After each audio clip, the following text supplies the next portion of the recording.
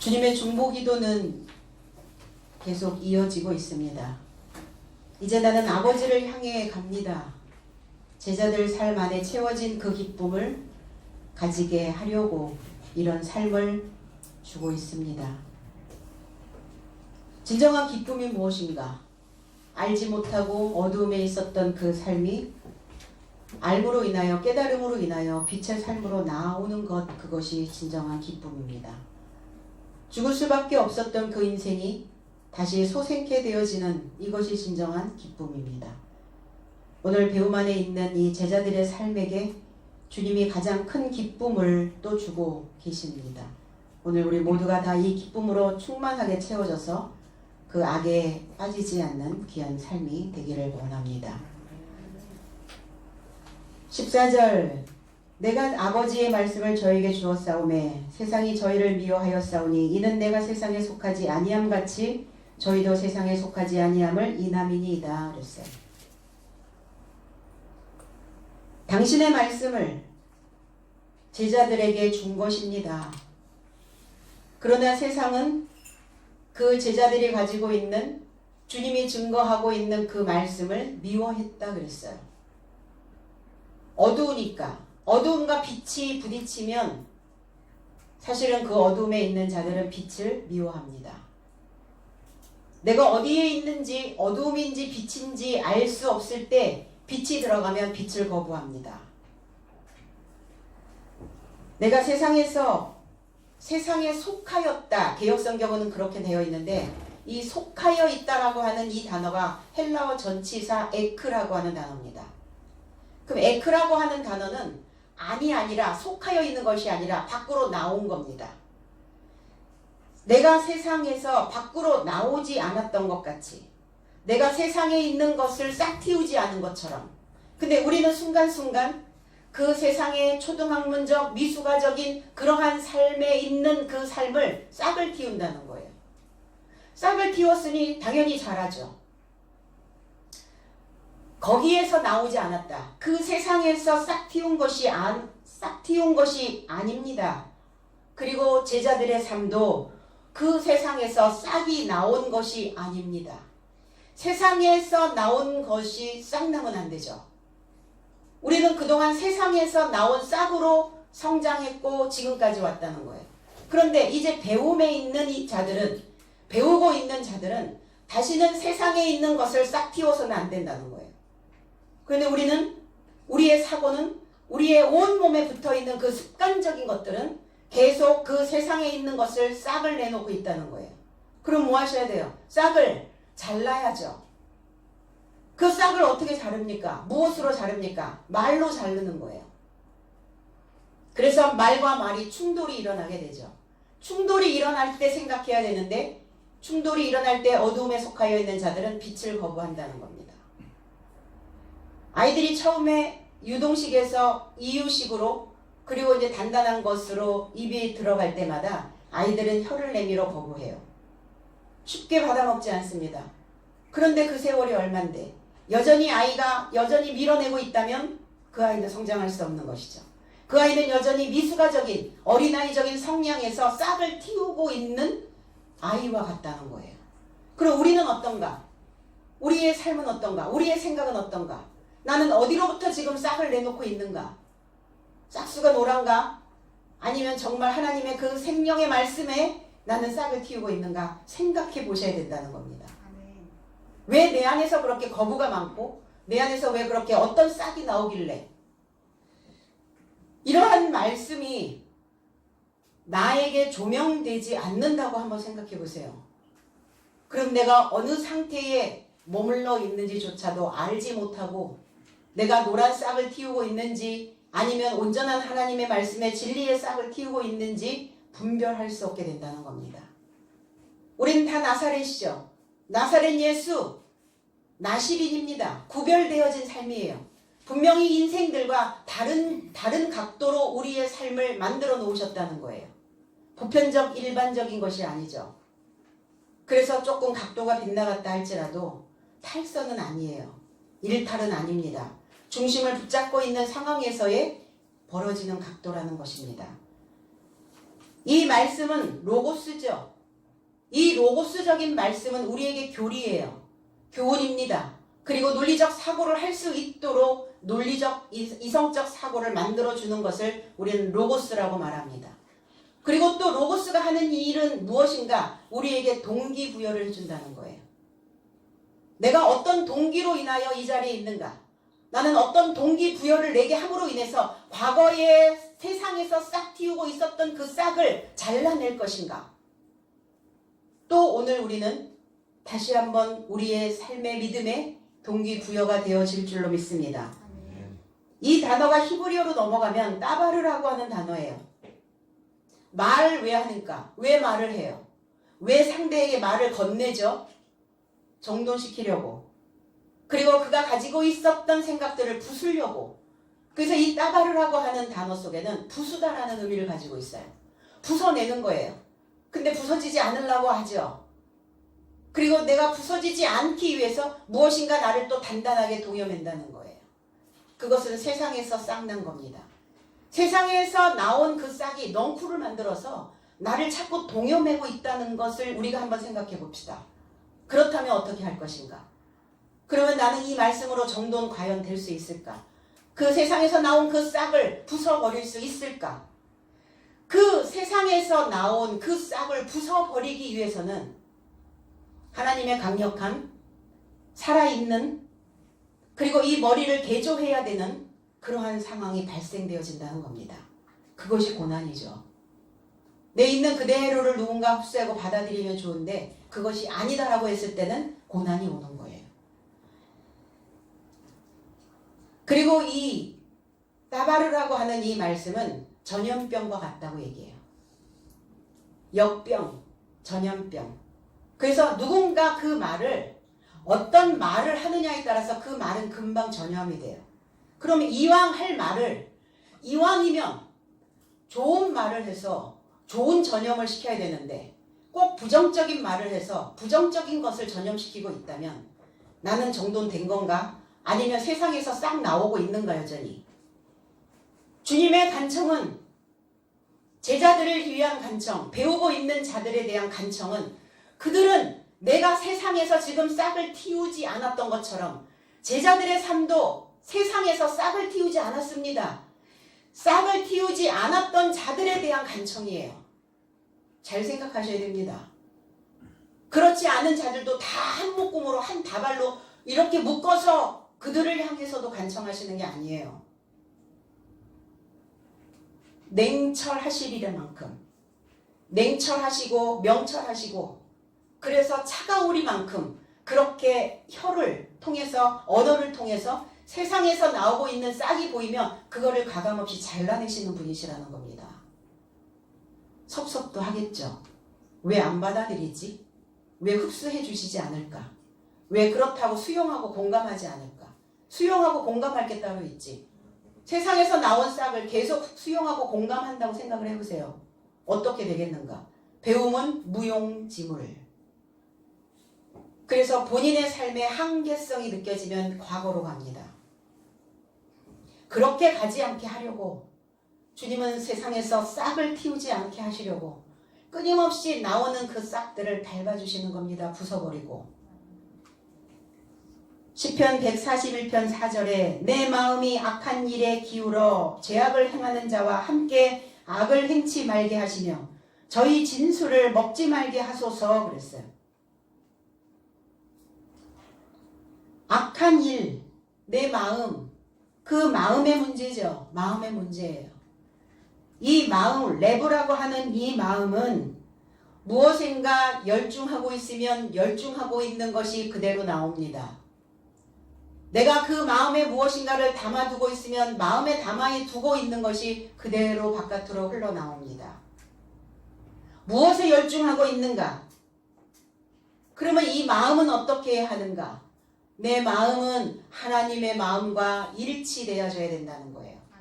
지도자의 마음과 하나님의 마음과 성도의 마음이 일치되어지지 않으면 끊임없이 그 명철이 나오는 그곳에 그 문을 가로막고 있는 것과 같다는 거예요.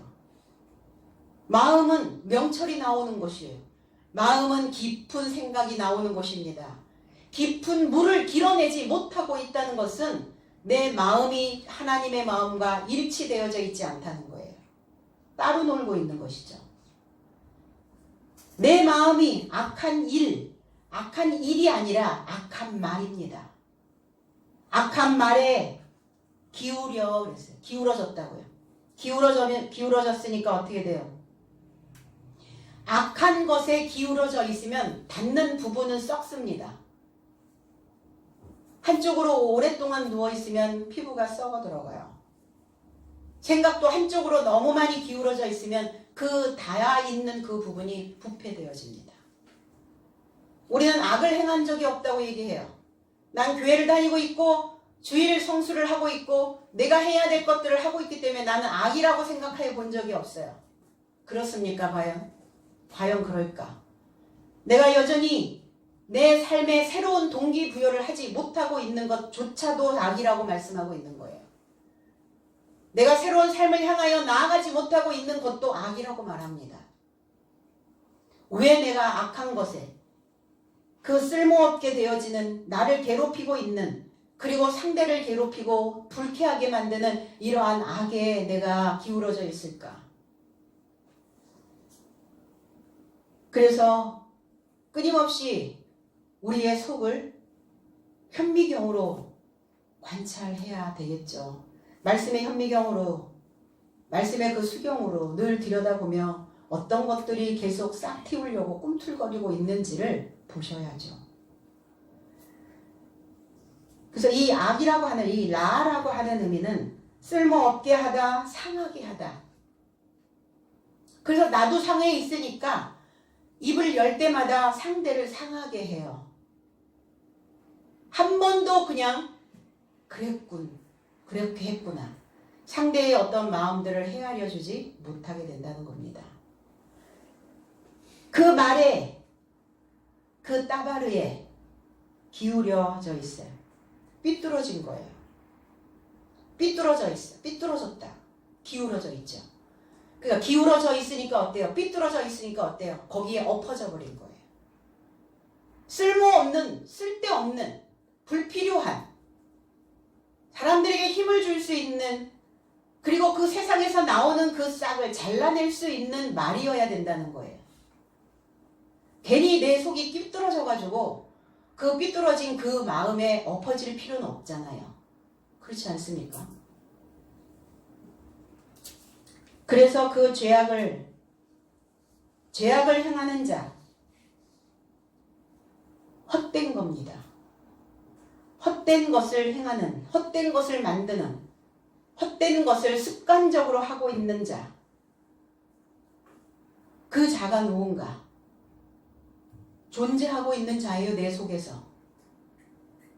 나를 이끌어가는 자입니다. 그리고 깨지기 쉬운 마음을 가지고 있는 자예요. 마음이 맨날 깨졌다 붙었다 이럽니까? 깨지기 쉬운 그 존재와 함께 그 악의 진술을, 그 저희의 진술을 먹지 말게 하소서, 이 기도가 나와야죠. 위반하고 있는, 나를 어지럽히고 있는, 무리를 빚게 만드는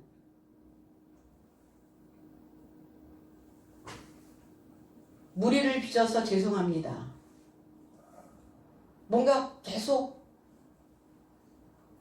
흔들리고 있는, 그건 무엇 때문에 그런가? 진술을, 그 만난 것을, 습관적으로 먹었던 것들을 먹고 있는 겁니다.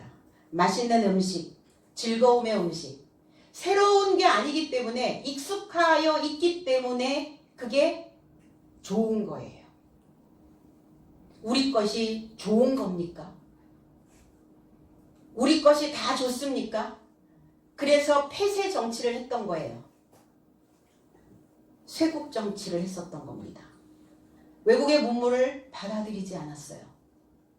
사고는 어때요? 생각은 깨어나야 되는데 깨어나지 않는 거예요.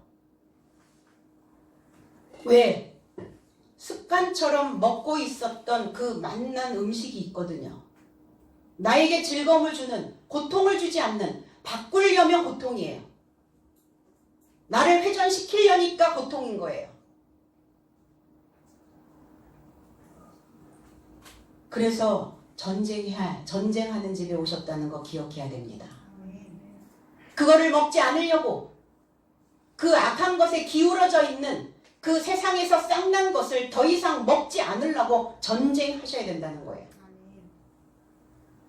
제발 그렇게 진술을 먹지 말게 하소서. 실패하지 않게, 낡아지지 않게, 부패되지 않게 하소서.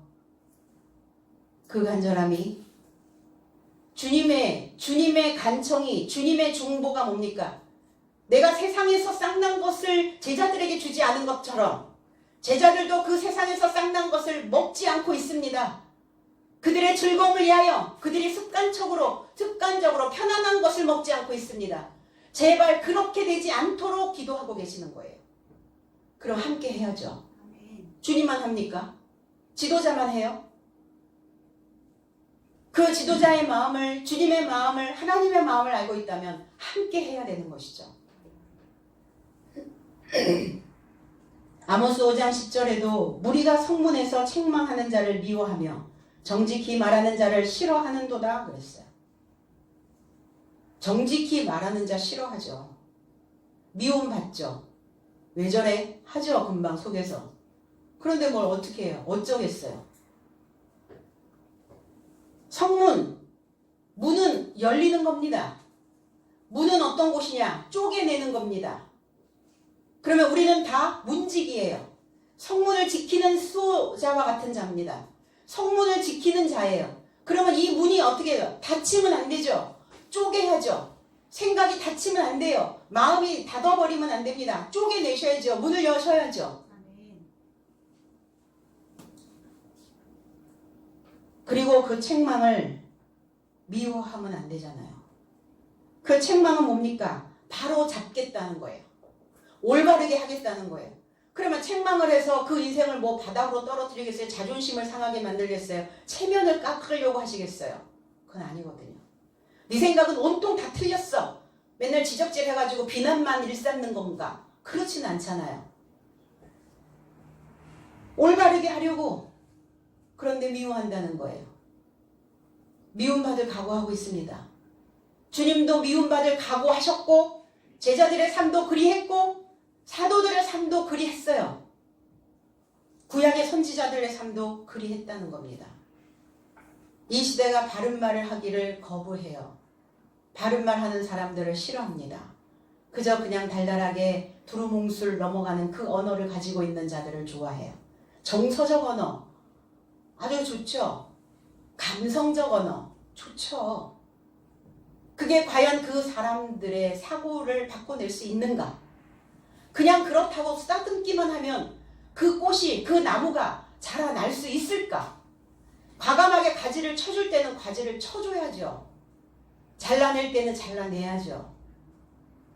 지금 우리의 이 실정이 너무 두루뭉술 넘어가고 있는 이 세대에 우리가 살고 있다는 겁니다. 정직히 왜 말하고 계시는가? 왜 정직한 말을 해야 되는가? 완성시키려고요. 주님은 끝판왕으로 오셨거든요. 끝판왕. 끝내시겠다는 거예요. 무엇으로? 언어로. 그 언어를 내가 예전에 가졌던 그 말을 계속 달고 있다면 이제 끝판 내시겠다는 거예요. 완성시키는 겁니다. 끝내는 거예요. 그래서 그 말하는 것을 싫어하는도다. 그 교훈을 싫어하는도다. 그 교훈을 미워하는도다. 학대합니다. 그리고 아닌 것처럼 스스로 속이고 있다는 거예요. 왜 말씀을 가진 자를 미워할까요? 빛이기 때문이에요. 왜 말씀을 가진 자를 미워할까요? 옳기 때문이에요. 옳은 것을 싫어한다고요. 대충 편법을 써서 그렇게 넘어가 주기를 기대하고 있는 것이죠. 말씀이 하나님이시기 때문에 그 권력을, 그 힘을 미워하는 거예요. 말씀이 아들이기 때문에, 말씀이 씨이기 때문에 그 씨를 가지고 있는 것을 시기 질투하는 겁니다. 똑같은 수준이어야 되는데 또 다른 수준을 이야기하니까 싫은 거죠. 미운 거예요. 바로 잡으려는 것을 미워하는 것의 문제는 뭘까요? 주인의 문제예요. 주인이 달라져야 되기 때문에 그 옛 주인은 당연히 싫어해요. 괴롭힌다고 생각하는 거죠. 귀찮게 한다고 생각하는 거죠. 그래서 올바른 소리, 바른 소리는 귀에 담지 않고 즐겁게 하는 맛있는 소리만 먹으려고 해요. 사람들이, 신앙인들이, 교회가. 로마서 9장 13절에 기록된 바 내가 야곱은 사랑하고 에서는 미워하였다 하심과 같으니라. 편애하셨단 말입니까? 편애? 왜 미움을 받나? 하나님께서 왜 에서는 미워하였나? 리브가에게서 두 아들이 나왔죠. 리브가에게서 두 아들이 나왔는데 어머니가 원하는 것을 따르지 않았기 때문에 에서는 미움받았던 거예요. 왜 하나님의 눈밖에 났나? 왜 지도자의 눈밖에 날 수밖에 없나? 왜 그래요? 원하는 것을 하지 않는 거예요. 리브가라고 하는 이 의미는 속박하다, 붙들어 매다 라는 의미를 가지고 있어요. 그러면 어머니의 의도는 뭡니까? 붙들어 매두기를 원하는 거예요. 그런데 누가 붙들어 매졌나요? 야곱이요. 에서는 어땠어요? 사냥하는 걸 좋아했잖아요. 에서라고 하는 그 의미는 털이 많다라는 의미예요. 털이 많다라는 것은 뭐예요? 거칠다는 거예요. 왜 이렇게 거칠게 살아 인생을? 겉은 아닌데 속은 왜 그렇게 잡초투성이에요? 좋은 것을 보고 좋다 하지 못하고 옳은 것을 듣고 옳다 하지 못하는, 왜 그렇게 늘 삐죽삐죽 성나 있고, 왜 삐죽삐죽 찌르고 있고, 왜 그렇게 고분고분 받아들이지 못하는가? 그럼 개성을 다 잘라낸단 말인가? 그건 아니죠. 다듬어지라는 거예요. 다듬어지지 않은 상태의 개성은 나도 괴롭히고 타인도 괴롭힙니다. 그러나 다듬어진 개성은 나를 감싸고 타인을 감싸는 배려가 만들어져요. 야곱은 어떤 자입니까? 발꿈치를 잡다라는 의미예요. 그래서 야곱은 내가 무엇인가를 드러낼 수 있는, 내가 무엇인가 잘못된 것들이 있다면 끝까지 가서 붙잡겠다는 거예요. 주님의 성령처럼, 주님의 그 성질처럼 끝장을 보겠다는 거예요. 발뒤꿈치가 어딥니까? 우리의 몸 전체의 끝부분이에요. 끝장 내셔야죠. 완성하셔야죠. 야곱처럼. 그래서 야곱은 집에서 리브가에 의하여 붙들어 매졌어요. 말씀이 붙들어 매져야 돼요. 내 성향이, 내 성질이, 내 성품이 얼마나 되었다고 생각하세요? 죽는 그날까지 인간은 끊임없이 붙들어 매져야 된다는 겁니다. 안 그러면 에서처럼 밖으로 나돌아요. 털이 많아져요. 그래서 쓸데없는 데 에너지를 쏟는다는 거예요. 왜 그런 쓸데없는 데 에너지를 쏟아요? 생명이 아닌 것에, 목숨 걸 일도 아닌데 왜 그런 것에, 그 에너지 있으면 무엇인가 나를 바꿀 수 있는, 새로운 것을 도입할 수 있는 그 힘으로 가셔야죠. 뭐의 문제인가? 붙들어 매졌다는 것은 뭐야? 연결의 문제라는 거예요. 아이파이가 다 꺼져버린 거예요. 에서는 다 바깥으로 도니까 수신이 오질 않는 거예요. 접촉이 되지 않는 겁니다. 그러니까 엄마의 사인을 받지 못하는 거예요. 하나님의 사인을 받지 못하고 있는 겁니다. 지도자의 사인을 받지 못하고 있는 거예요. 나의 믿음의 상태를 돌아보고 하나님의 말씀으로 붙들어 매야 될 줄로 믿습니다. 여전히 고삐 풀린 자가 되어져 있다면 하나님께 미움받아요. 하나님께뿐만이 아니라 사람들에게도 미움받습니다.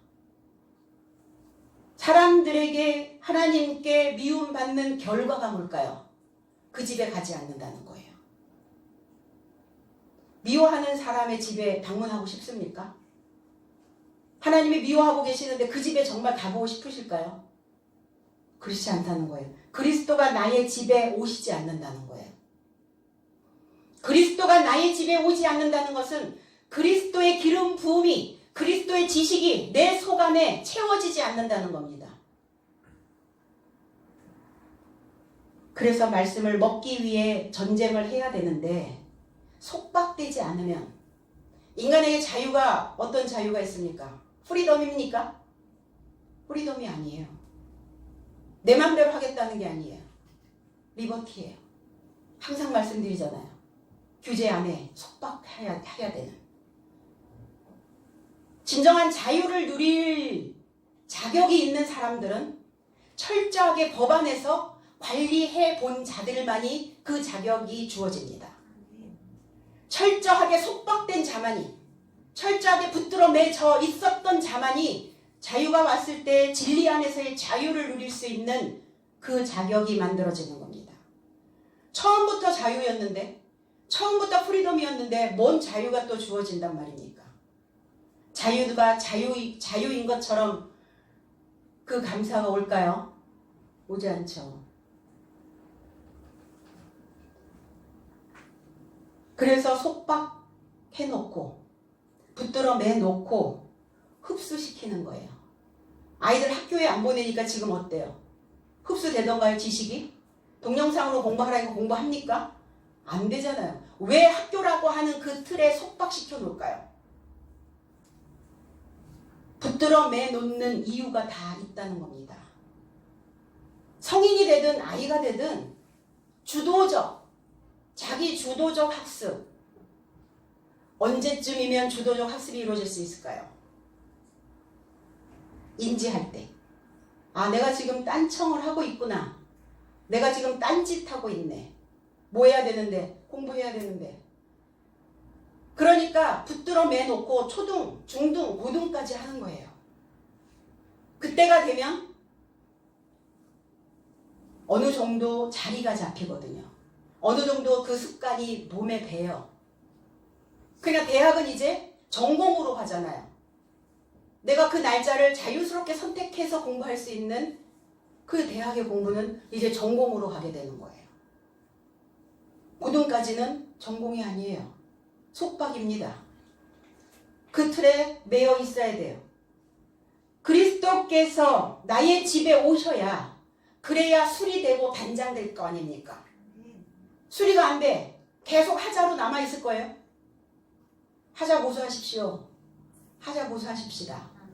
이 고난주간이 하자 보수하는 기간이에요. 수리되어져야, 수리가 돼야 싹을 받을 거 아닙니까? 수리가 안 됐는데, 완성이 안 됐는데 품삯 달라고 하면 줘요? 집 짓다 말았는데 준공도 안 떨어졌는데 하나님께 보상해 달라고 그러면 보상 됩니까? 안 되잖아요. 안 돼. 그러니까 무엇인가 보상받으려고 딴짓하는 거예요. 다른 쪽으로 가게 되는 거예요. 말씀 뒷전, 믿음도 뒷전, 신앙도 뒷전. 이 정도면 됐어. 이러고 안주하는 거죠. 그렇게 가도 상관없다면, 이것이 나에게 주어진 운명론이라면 그냥 운명론으로 가셔도 괜찮아요. 그거의 선택은 할 수 있으니까. 그러나 이 운명론으로 무엇인가를 내가 흘려보낼 수 없다면, 이 운명론으로 인하여 또 내게 맡겨주신 제자들과 내 자녀들과 내 이웃들에게 또 똑같은 영향을 미치지 않으려면 벗어나셔야죠. 그리고 싹쓸 받으려면 그 말씀이 그리스도의 기름 부음이 기억되어져야 되거든요. 기억되어졌다면 순간순간 찰나찰나에 그 털들이 훅훅 자라거든요. 왜 그렇게 털은 잘 자라요? 왜 이렇게 머리카락은 잘 자라요? 왜 이렇게 손톱은 왜 이렇게 잘 자라요? 우리 그런 얘기 하죠. 그런 삐죽삐죽한 세상에 속하여 있는 세상에서 나온 그 싹은 왜 그렇게 잘 자라는지 몰라요. 풀은 그 잡초는. 그러면 말씀이 기억되어져야 돼요. 말씀이 기억되어져서 그 말씀으로 인하여 그게 사실은 그 말씀을 받아들이고 내가 이 말씀으로 인하여 내 삶을 틀어야 된다는 거. 이것 자체가 사실은 기존에 가지고 있었던 그 생각을 미워해야 되거든요. 내가 그 생각을 옹야옹야 받아주면 나는 내 생각을 틀을 수가 없어요. 그러니까 다 미움받을 용기가 필요한 시점이 되었습니다. 주님의 고난, 미움받을 용기 있는 거예요. 제자들, 사도들 다 마찬가지죠. 미움받고 있으면 어때요? 미움받을까봐 눈치 봅니까? 자녀들에게 눈치 보고 제자들에게 눈치 보고 또 내 자신에게 눈치 보고 하나님 눈치 보고 지도자 눈치 보고 맨날 눈칫밥만 먹으실 거예요. 오늘 이 주일은 어떤 날이냐? 주님의 제안을 받아들이는 날입니다. 주님이 오늘 제안하실 거예요. 하나님이 나를 초청하든지 아니면 에서의 삶을 초청하여 그 세상에서 싹난 것으로 살 건지 제안 받아들이시면 하나님이 여러분들의 집에 초청되어질 것입니다. 15절 내가 비옵는 것은 저희를 세상에서 데려가시기를 위함이 아니요 오직 악에 빠지지 않게 보전하시기를 위함이니이다 그랬어요. 내가 지금 하나님께 간청 드리고 있는 것은 당신께서 저 제자들의 삶을 세상에서 데려가게 하려고 데려가다 아이로라는 단어예요. 들어올리다라는 단어예요. 마음을 졸이다라는 의미를 가지고 있어요. 향하다, 운반하다, 치워버리다 라는 의미를 가지고 있어요. 바닥에서 나를 들어올릴 때는 이 아이로라고 하는 단어가 부활이라는 단어와 하고도 맞물려요. 아나스타시스라고 하는 이 부활이라는 단어가 따로 있기도 하지만 들어올리다, 아이로 하셨어요. 병든 아이를 아이로 들어올리셨다고요. 그러면 그 삶에서 나를 들어올리신다는 것은 나를 운반해 내신다는 것은 그 삶을 죽인다는 거죠. 그 삶을 없이 하겠다는 겁니다. 그 삶에서 저들의 삶을 세상에서 치워버리게 하려고 간청하는 것이 아닙니다. 오히려 악에서 저의 삶을 나오게 하려고 간청합니다.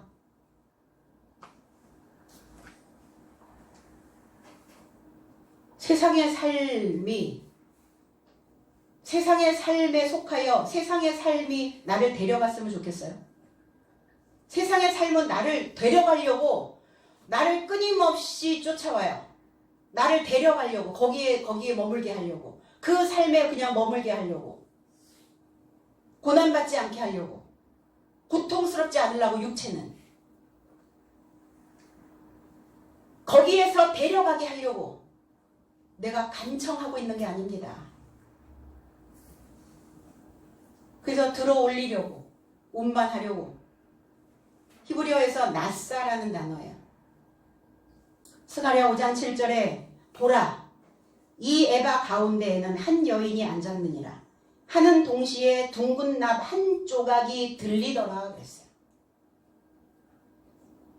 이 에바는 곡식을 측량하는 도구예요. 측량 단위. 우리 몇 말 이러잖아요. 몇 대 몇 대, 한 대, 두 대, 한 말, 두 말. 곡물을 측량하는 단위예요. 공평한 저울추와 같아요. 이 에바는 공평해야 해요. 근데 그 에바 가운데, 에바 중심에 한 여인이 앉아 있다고요. 이 저울추와 같은, 그래서 하나님은 이 에바가 한결같지 않으면, 이 저울추가 한결같지 않으면 미워해요. 오르락 내리락 하면.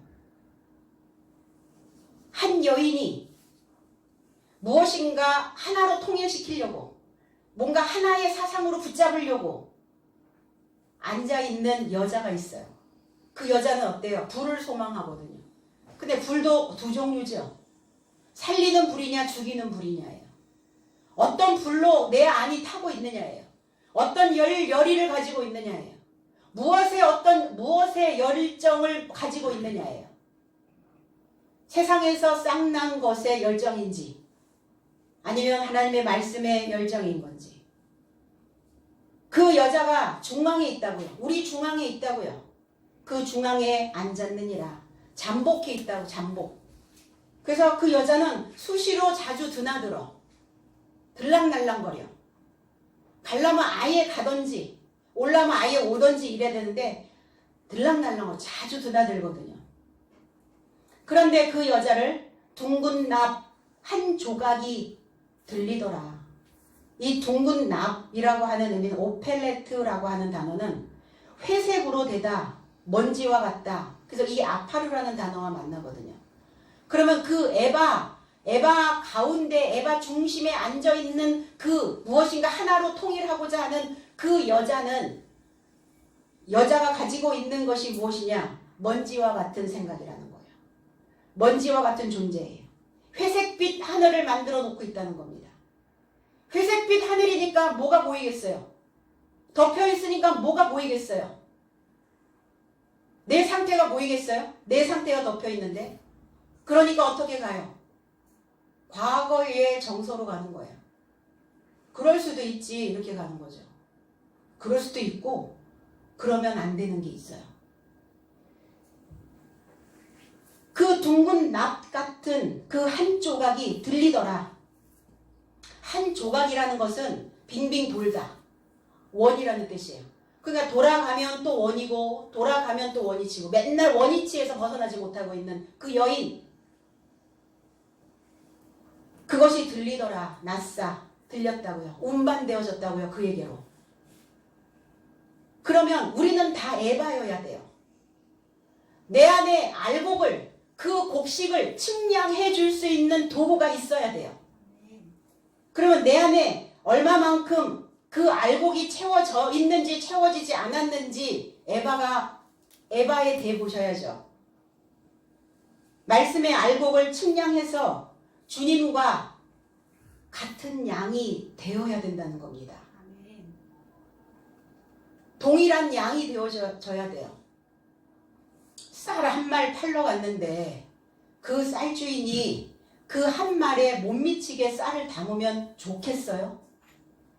아무 말도 안 하고 그냥 받아오겠어요? 따지겠어요? 따지죠, 당연히. 한 말 달라고 했는데 왜 8부만 담습니까? 따질 거 아닙니까? 그런데 내가 지금까지 배우고 익히고 듣고 먹었던 그 말씀의 분량이 채워지지 않았는데 그냥 넘어가실 거예요? 아니면 나 자신에게 따질 거예요? 그 주인에게 따지셔야죠. 분량이 채워지지 않았다고. 분량이 채워졌는지 채워지지 않았는지 어떻게 알아요? 에바가 뭡니까? 에파라고 하는 단어에서 입이라는 단어가 나옵니다. 입이에요. 입의 말을 보면 그 사람이 알곡인지 여전히 알곡이 채워지지 않은 분량이 미달되어 있는지가 보여집니다. 나만 그런가요? 여러분들도 느끼는 건가요? 느끼잖아요. 사람들을 만나면 그 사람이 주로 쓰는 언어가 뭔가, 그 입에 그 에바가 어떤가, 그러니까 이 입에 에바에 달아보시라고요. 내 입에서 나오는 그 언어가, 그 알곡이 얼만큼 채워졌는지. 그래서 이 에바라고 하는 이 믿음이, 말씀의 분량이 채워져야 됩니다. 그러려면 한결같은 내용을 담아야 돼요. 한결같은 내용. 불규칙한 것이 아니라 만약에 그 한결같은 그 말을 이 에바에 담아두지 않으면 가루가 돼버려요. 날아다닙니다. 그리고 늘 회색빛 하늘이에요. 그러니까 어떻겠어요? 그 마음은 정착하지 못해서 측량하기가 어려워. 측량이 안 돼. 달아보셔야죠. 재봐야죠. 아, 이만큼 알곡을 모았구나. 이만큼 내 언어가, 내 말이 알곡이 되어 있구나. 입의 에바로 오늘 측량해 내시길 원합니다. 그런데 이것이 무엇이냐? 스가랴 5장 8절에서 또 이렇게 이어집니다. 이것이 악이라. 이걸 악이라고 얘기해요. 그가 가로되 이는 악이라 하고 그 여인을 에바 속으로 던져 넣고 납조각을 아가리 위에 던져 덮더라 그랬어요. 아가리 위에, 입 위에. 그 여인의 입에서 불을 소망하는 그 여인의 입에서 불을 소망한다는 것은 남자를 소망한다는 거예요. 그러면 배우면 남자가 되어지는 거예요. 배우면 씨가 되어지는 겁니다. 배우면 알곡이 되어지는 거예요. 그런데 배우면 그때뿐이고 또 그때뿐이고 또 과거로 돌아가고 쓰는 언어 보면은 여전히 측량할 수 없는 가루가 되어져 버리고 그러니까 미움받는 거죠. 스스로 미워하고 있는 거예요. 에바 속으로 던져놓고 납조각을 그 하얗게 되어진 먼지와 같은 그러한 회색빛 하늘을 그 위에 덮어버리더라. 우리 뭐 말하면 어때요? 입 탁 막잖아요. 그 삶으로 계속 진행되도록 그래 너 회색빛 하늘로 살아 그냥. 그걸로 그냥 덮어버리는 거예요. 뭐를? 아가리를. 성경은 아가리라고 표현을 해요.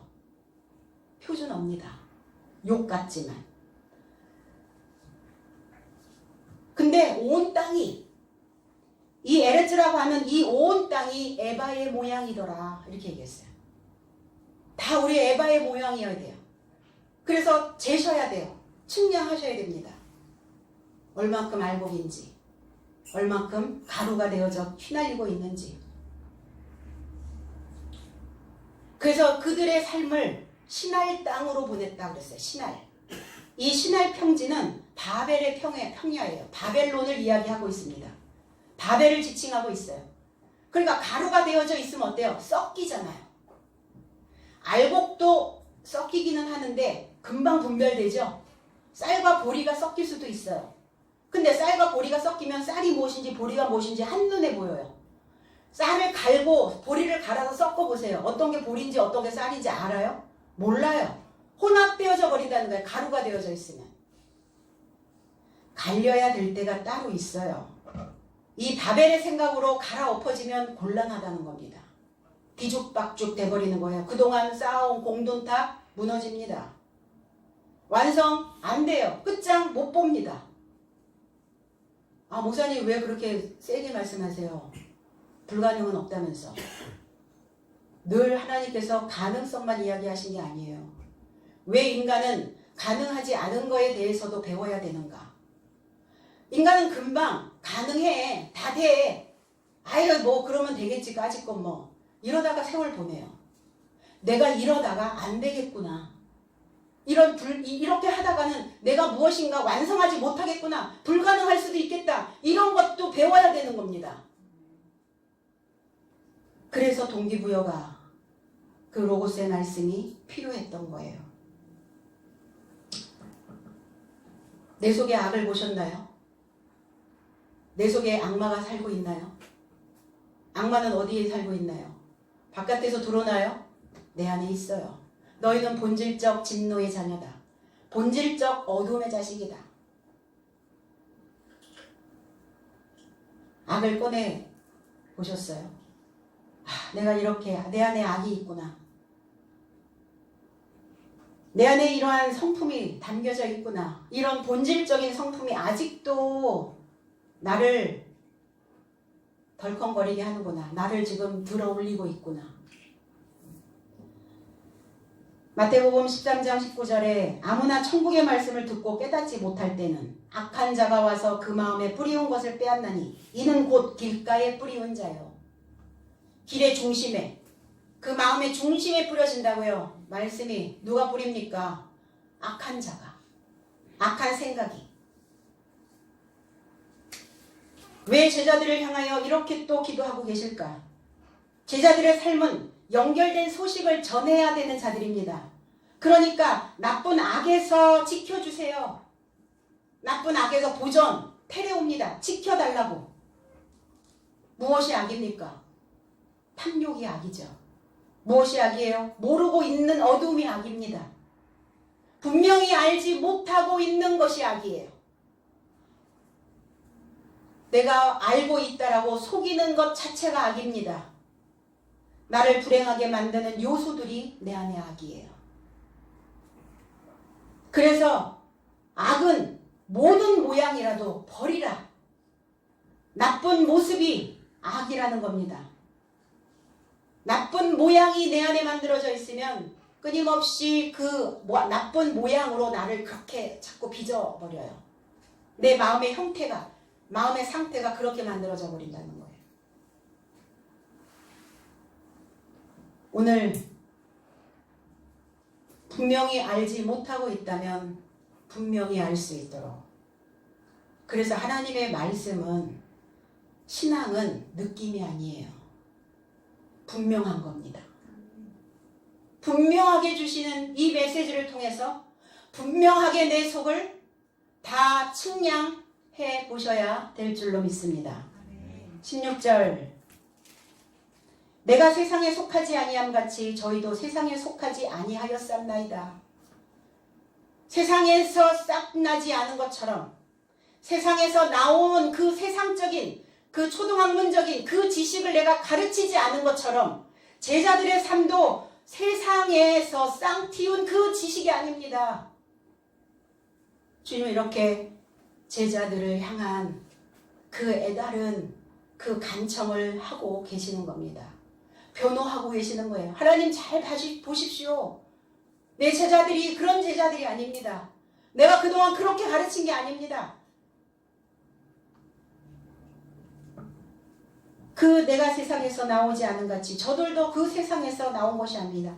더 이상 세상에 있지 않음을 말씀하고 있는 거예요. 초등적인, 미수가적인 그러한 신앙이 있지 않는 것입니다. 배우고 깨우친 만큼 그들은 어른이 되어 있습니다. 자기 자신 안에 있는 악을 깨닫고 있습니다. 그런데 어른인데 어른아이가 있어요. 어른아이. 몸은 어른이죠. 겉모양은 어른이에요. 근데 몸은 어른인데 정신과 마음 상태가 아이라. 결국 세상에서 싹난 자입니다. 세상에 있는 것으로 계속 싹을 틔우고 있는 거예요. 어른이라는 것은 뭘까? 어른이 되었다는 것은. 어쩌면 어른? 어쩌다 어른이 아니라 어쩌면 어른일까 내가? 한번 생각해 보자고요. 어쩌면 어른일 수도, 어쩌면 아이일 수도 있는 거죠.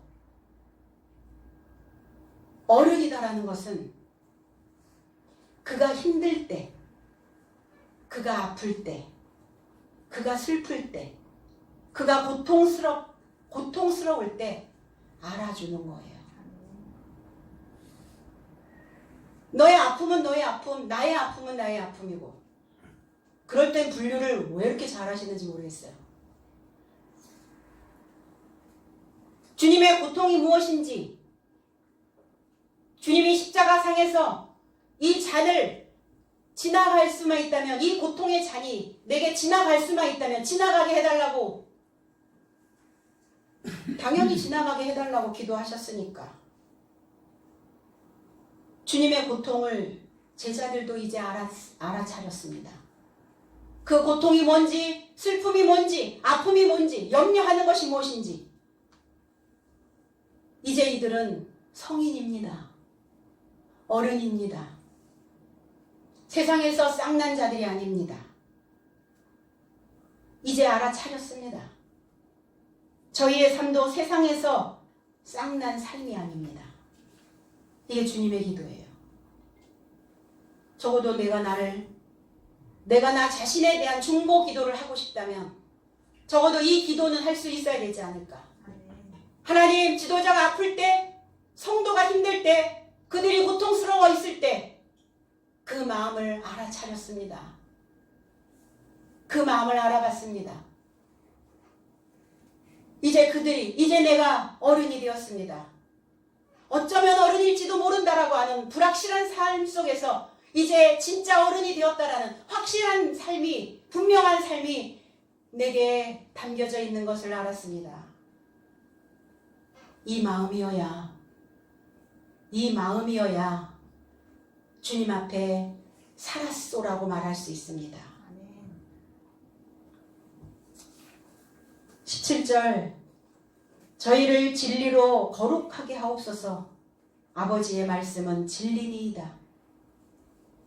저희 삶을 진리 안에서 거룩하게 하셔야 합니다.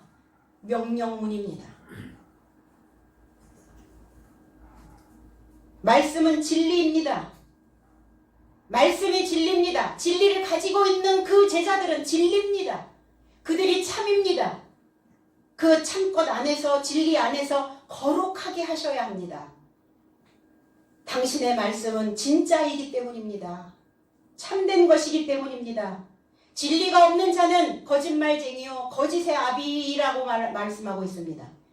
진리 안에 서지 못해서 거짓을 말할 때면 자기의 삶에서 전한다 이렇게 얘기했어요.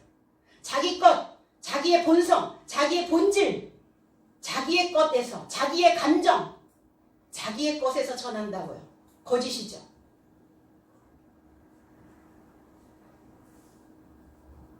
거짓의 아비, 마귀에게서 나온 삶이다. 그렇게 말씀하신 적 있어요. 진리를 말해도 믿지 않아요, 세상이. 진짜를 말해도 말 듣지 않습니다. 반드시 진리 안에서만이 거룩해질 수 있어요. 거룩하게 되어진다는 건 뭡니까? 깨끗하게 되어진다는 거예요. 깨끗하게 되었다는 것은 뭐예요? 덮여있는 게 없다는 거예요. 앙금이 없다는 겁니다. 다 제거됐다는 거예요. 결백하여지고 순결해졌다는 겁니다. 거룩하여졌다는 것은 뭐냐? 끝났다는 거예요. 끝. 완성됐다는 겁니다. 거룩함, 완성, 봉헌된 삶, 드려진 삶. 이걸 거룩하다고 말하죠. 에스겔 20장 39절에 나 주 여호와가 말하노라. 이스라엘 족속아 너희가 내 말을 듣지 아니하려거든 가서 각각 그 우상을 섬기고 이후에도 그리하려무나. 마는 다시는 너희 예물과 너희 우상들로 내 거룩한 이름을 더럽히지 말지니라. 무엇으로 인하여? 내 말을 듣지 아니하려거든. 진짜를 듣지 아니하려거든. 네 마음대로 네 속에서 올라오는 그 본질대로 하려거든. 그리하려무나. 그렇게 해라. 이렇게 얘기하시는 거예요. 그러나 다시는 그렇게 한다면 다시는 너희 예물과 그 우상으로 나의 거룩한 이름을 더럽히지 말라. 내가 믿는다고 말하면서 예전에 가지고 있었던 그 습관들을 그대로 가지고 있다면 그건 내 이름을 더럽히는 것이다. 배우고 있다면서 하나님을 알고 있다면서 여전히 그 상태에 너희들이 세상에 머물러 있다면 성인이 되지 못하고 있다면 그거는 우상이다. 우상이 뭡니까? 길룰림이라고 하는 이 단어인데 헛것이라는 거예요. 헛것, 비어있다. 영양분이 하나도 없다는 거예요. 욥기서 20장 7절에서는 자기의 똥처럼 영원히 망할 것이라. 그를 본 자가 이르기를 그가 어디 있느냐 하리라 그랬어요. 욥이 기고만장하거든요. 기고만장하니까 나아마 사람 소발이 욥에게 이 메시지를 준 거예요. 네가 가지고 있는 거, 너의 신앙, 너의 믿음 지금 점검해야 될 때야. 네가 세상에서 싹 나온 그 지식을 가지고 있는지 아니면 진짜 진리의 그 지식을 가지고 있는지 이제 봐야 돼. 그래서 거룩해지려면 진리의 지식이 채워져야 된다는 겁니다. 헛것이 돼서는 안 되잖아요. 똥과 같은 자가 돼서는 안 돼. 배설물이 되어서는 안 된다는 거예요. 내 안에서 어떤 생각이 지금 굴러가고 있는지, 그 생각은 쓸모있는 생각인지 쓸모없는 생각인지를 보셔야 돼요. 쓸모없는 생각은 배설이에요. 분토와 같다는 거예요. 그게 똥이라는 거예요. 똥과 같은 인생. 왜 그거 껴안고 있어요? 버려야지. 그럴 때마다 악취 풍기고 입 열 때마다 또 상하게 만들고. 그래서 하늘 안에 계신, 마태복음 6장 9절 주기도문, 하늘 안에 계신 나의 삶의 아버지여 당신의 이름이 거룩해져야 합니다. 이렇게 기도하잖아요. 이렇게 분명히 기도하라고요. 확실하게 기도하라. 나마라고 하는 의미는 기쁨이라는 뜻이에요. 희락이라는 뜻입니다. 즐거움이라는 뜻이에요. 무엇이 진정한 기쁨일까요? 인생이 변화되는 것을 보는 지도자의 마음은 진정한 기쁨입니다. 그 인생이 벌어지지 아니하는 그 각도에서 각도가 벌어지고 있는 그것을 보는 것이 진정한 기쁨이라는 것입니다. 하나님은. 소발이라고 하는 의미는 출발이라는 뜻이 출발. 오늘 우리 이 메시지를 듣는 우리는 욥뿐만이 아니라 내 안에 있는 그 욥의 새로운 출발임을 여러분 기억해야 될 줄로 믿습니다. 내가 거룩해야. 그런데 아버지를 거룩하게 하려면 당신의 이름이 거룩해져야 되는, 당신의 이름이 어디에 있어요? 하나님의 이름이 어디에 있습니까? 저와 여러분들의 삶 속에 있지 않습니까? 아버지의 이름을 가지고 있는 제자의 삶이 거룩해져야 당신도 거룩해질 수 있습니다. 그러니 나를 거룩하게 해야 됩니다. 순결해져야 됩니다. 하나님의 말씀으로 완성되어진 집이 되어져야 됩니다. 그래서 허황된 거 다 버리고, 헛된 거 다 버리고, 한 주간 더 고난주간이, 오늘 부활절인데 실질적으로는 실질적인 건 없어요. 역사죠. 한 주간을 미뤘죠. 우리는 항상 둘째 주에 부활절을 합니다. 왜? 한 주간 더 고난이 진행되는 게 싫었나요? 빨리 부활하고 싶으셨어요? 한 주간 더 기다리세요. 왜? 부활은 뭡니까? 부활은 평화입니다. 부활은 쉼이에요. 근데 진정한 고통을 당해본 자는, 진정한 고난이 무엇인지를 경험한 자만이 그 부활의 쉼을 얻을 수 있다는 겁니다.